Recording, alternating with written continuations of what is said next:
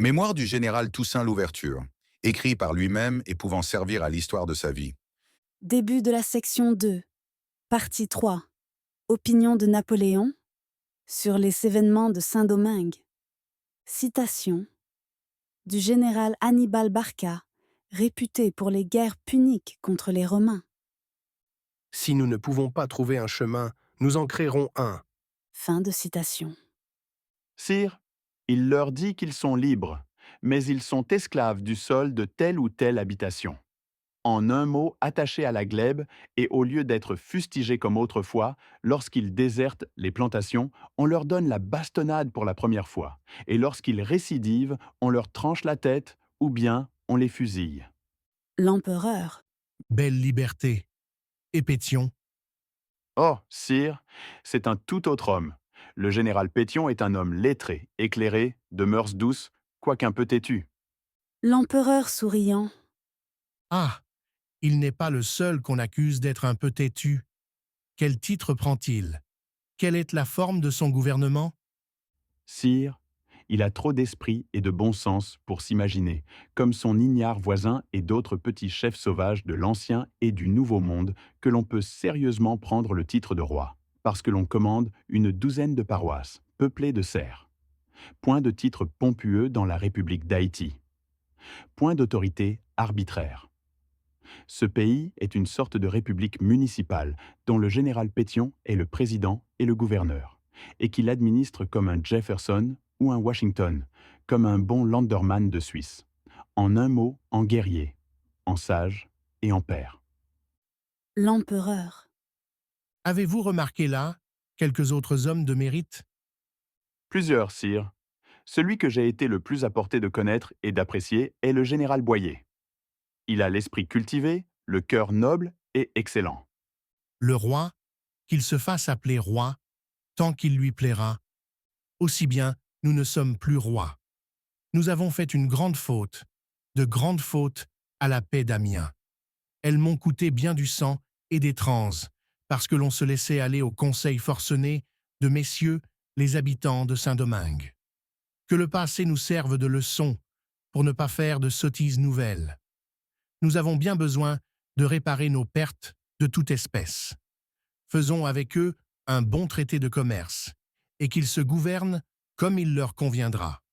Les peuples de l'Amérique sont mûrs pour l'indépendance, et la politique européenne ne doit plus se mêler de leur intérieur, ne doit plus prétendre de les retenir en tutelle.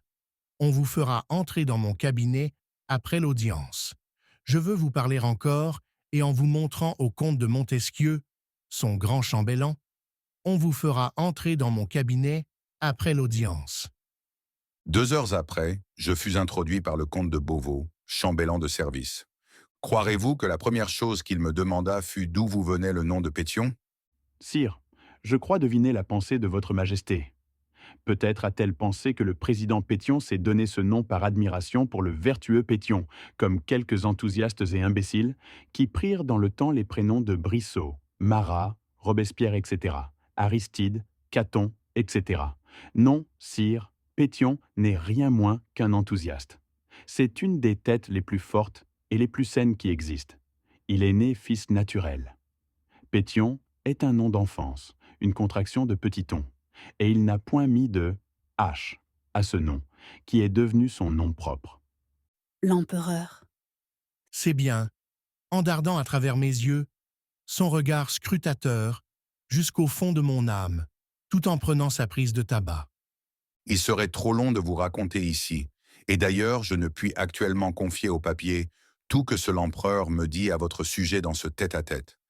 Monsieur Colombel, à qui j'ai plus d'une fois raconté ces choses, afin qu'il prît des notes et qu'il vous en fît le récit fidèle, doit s'en être acquitté.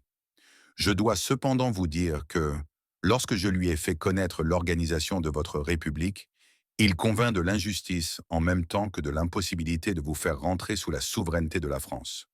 Votre proposition d'accorder une indemnité aux colons expropriés lui donna une haute idée de la probité, de la modération et de la générosité de votre gouvernement et de vos compatriotes.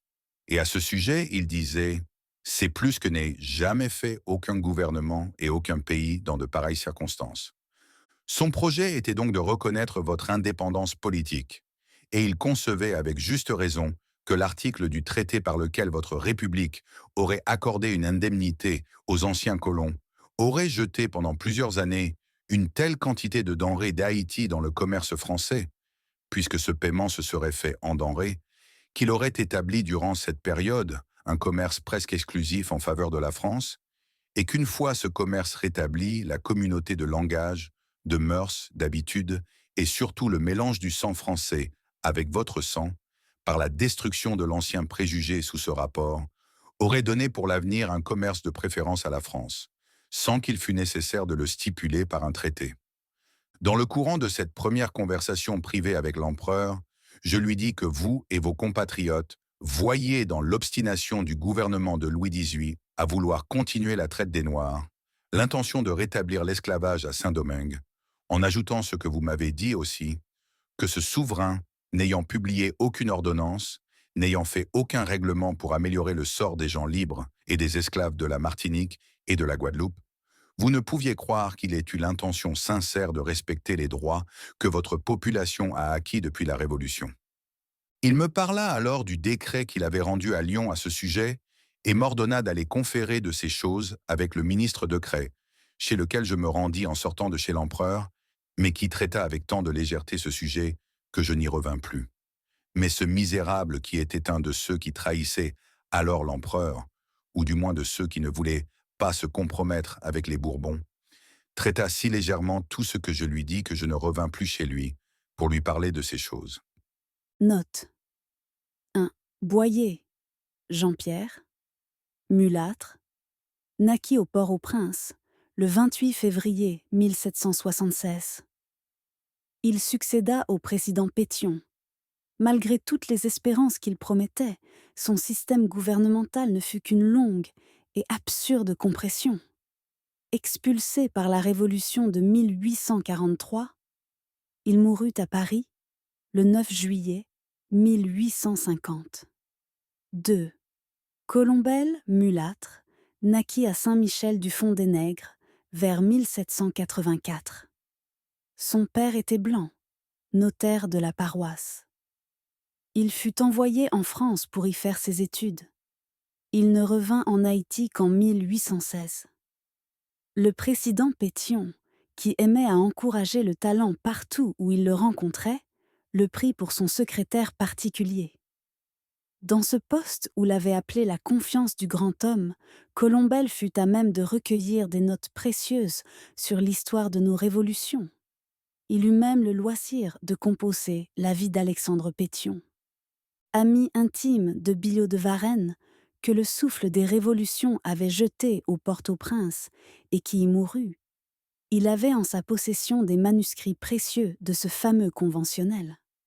Reparti pour l'Europe sur le brick le Léviathan, en avril 1823, pour faire imprimer ses travaux et ceux de Billaud de Varennes, il périt avec le navire qu'il montait. Il nous a laissé plusieurs opuscules. Le principal a pour titre « Examen d'un pamphlet ayant pour titre « Essai sur les causes de la Révolution et des guerres civiles d'Haïti » par Vastet. Port-au-Prince, novembre 1819. 3. Il n'y eut de décret rendu contre la traite qu'à Paris. Ce décret est du 29 mars 1816. Fin des notes. Néanmoins, comme je m'étais mis en tête de faire prévaloir en France les idées favorables à la liberté des Haïtiens, je me rendis. Excellent. Il a l'esprit cultivé, il écrit en homme de lettres, il connaît bien son métier. En un mot, il serait un général distingué dans les armées de VM, sans... L'empereur. En vérité, Oui, sire, et il n'est pas le seul. Mais je n'ai pas eu le temps de bien connaître les autres, par exemple le général Gédéon, un aide de camp du président nommé Augu, ses secrétaires Enginac, Garbage. Et comme j'étais en train d'en nommer d'autres, Napoléon m'interrompit par ces questions.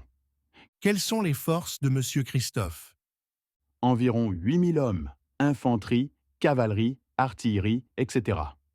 Et celles de Pétion? Sire, environ 20 000 hommes de toutes armes. Et comme j'entrais dans des détails, L'empereur m'interrompit encore en disant « De manière que le républicain est plus puissant que le monarque. À propos, C'est toujours l'empereur qui parle.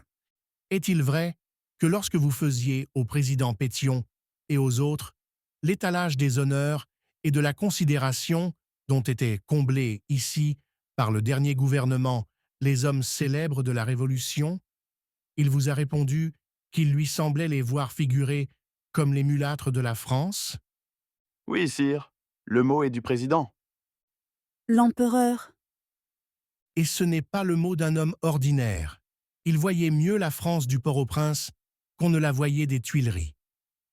Sire, Pétion ajouta qu'il ne concevait pas qu'une nation aussi nombreuse et aussi forte que la nation française eût pu souffrir l'insulte que les Alliés lui avaient faite, en déclarant qu'il ne traiterait ni avec vous ni avec aucun membre de votre famille, qu'il ne croyait pas qu'aucune autre nation européenne eût toléré une pareille insulte, eût-elle été gouvernée par un prince qu'elle aurait méprisé. L'empereur m'interrompit en proférant devant cette nombreuse et illustre assemblée ces mémorables paroles. Eh bien, ils veulent être libres, qu'ils demeurent libres, puisqu'ils sont dignes de l'être. Monsieur Christophe aime à faire le roi, qu'il fasse le roi. note 1. Gédéon Antoine, noir, naquit à Léogane vers 1771. Il joua un grand rôle dans les événements qui amenèrent la mort de Dessalines. Il mourut au Port-au-Prince en 1829. On prétend qu'après la mort de Pétion, survenue en 1818, plusieurs sénateurs voulurent le porter à la présidence de la République, en guise du général Boyer. Il eut, dit-on, l'héroïsme de décliner son insuffisance comme homme d'État. Cette particularité, vraie ou fausse, n'est pas moins honorable pour sa mémoire, car elle prouve jusqu'à quel point s'étendait sa réputation de citoyen désintéressé, d'homme de bien, chose si rare de nos jours, où tout le monde a la manie de gouverner les âmes. 2. Augustin Robert, mulâtre, naquit à la Croix des Bouquets vers 1776. C'était un des plus braves et des plus intelligents officiers de l'état-major de Pétion. Il rendit à la chose publique de grands services pendant le siège de 1812. Général de brigade en retraite, il mourut au Port-au-Prince en mai 1846. 3. Inginac Joseph-François Balthazar, mulâtre, naquit à Léogane le 31 décembre 1773. Général de division, banni à la Révolution de 1843, il fut rappelé dans son pays sous la présidence du général Riche. Il mourut le 9 mai 1847. On a de lui 2 petits mémoires, imprimés à la Jamaïque pendant son exil. Ces mémoires contiennent des révélations assez curieuses sur l'administration du président Boyer, dont il était le secrétaire général. 4. Garbage François, mulâtre, naquit au Port-au-Prince vers 1776. Son intelligence le fit appeler, en 1794, par le général Montbrun, dans les bureaux de l'adjuvance générale de l'Ouest. Beaucoup plus tard, Alexandre Pétion se l'attacha comme secrétaire. Ses capacités qui s'étaient développées avec l'âge, son dévouement bien éprouvé aux intérêts de son pays, lui méritèrent de plus en plus la confiance de Pétion. Ainsi, celui-ci, après la vaine mission de Daution-Lavaïs, l'envoya en Angleterre pour amener, sous la médiation du cabinet britannique, la reconnaissance de notre indépendance par la France. Le retour inopiné de Napoléon de l'île d'Elbe dérangea les négociations. Néanmoins, Garbage eut plusieurs conférences avec Lord Liverpool, Premier ministre de la Couronne. Doué d'une faible santé, il mourut à Londres le 6 juillet 1815 sans avoir pu terminer sa mission. 5. Il est évident que Daution-Lavaïs diminuait les forces de Christophe pour mieux disposer l'empereur Napoléon en faveur de la République, car les armées des 2 États étaient à peu près du même chiffre. 6. Comme je lui disais, à Pétion, qu'il n'y avait plus de préjugés et que le roi était entouré des hommes de la Révolution et de l'Empire aussi bien que de ceux de l'Ancien Régime, il me répondit « Vous ne lisez donc pas l'almanach royal. Ouvrez-le, et vous ne verrez figurer dans les grandes places de la cour que deux hommes de la Révolution, un sot et un traître. Quant aux hommes de l'Empire, ce sont les mulâtres de la Restauration. Comment puis-je traiter avec vous? Avant 3 mois, vous verrez Bonaparte entrer en France et les Bourbons s'en aller plus vite qu'ils ne sont venus. Correspondance de Dauzion-Lavesse. Papier du ministère de la Marine. Voyer Saint-Domingue. Études et solutions nouvelles de la question haïtienne. Par Lepelletier de Saint-Rémy. Volume 2, page 19. Fin de la section 2, partie 3. Opinion de Napoléon sur les événements de Saint-Domingue. Parole de Saméris. La République haïtienne est comme le soleil, est aveugle celui qui ne le voit pas. Le peuple haïtien est maître chez lui. Il a fait une république et peut-être que demain fera-t-il une aristocratie, après-demain une monarchie. C'est son droit imprescriptible. La forme de son gouvernement n'est qu'une affaire de loi intérieure.